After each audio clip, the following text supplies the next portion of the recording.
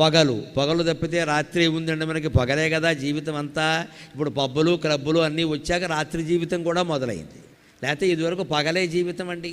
రాత్రి అప్పుడుండి మన విద్వాన్ విశ్వం గారిని ఒక ఆయన కవిత రాస్తాడు, గూటిలో దీపమును పెట్టి నోటిలో కబళమును పెట్టి అంటాడు. గూటిలో దీపం పెట్టేవారు పూర్వం, నోట్లో ముద్దెట్టుకునేవారు, పడుకునేవారు, ఇక మాట్లాడేవారు కాదు. రాత్రి అంటే ప్రశాంతం. ఇప్పుడు జరగకూడనివన్నీ రాత్రే జరుగుతున్నాయి. అసలు పగల కంటే రాత్రే ఎక్కువైపోయింది మనకి. ఈ రాత్రి జీవితం నుంచి మళ్ళీ పగటి జీవితానికి మనం మారాలండి. దివాకరహ అంటే అర్థం అది. రాత్రి అయింది అంటే పడకే అంతే. 8 గంటల పడక ప్రతి మనిషికి అవసరం అండి. ఇవాళ యువతరం గమనించాలి, పడుకోవట్లేదు వీళ్ళు ఎవరు, 1 గంటకు పడుకుంటారు.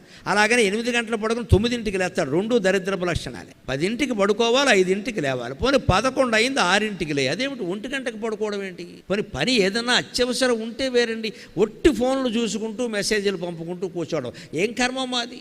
Early to bed and early to rise అని ఇంగ్లీష్ వాళ్ళు కూడా చెప్పారు ఆ విషయాన్ని.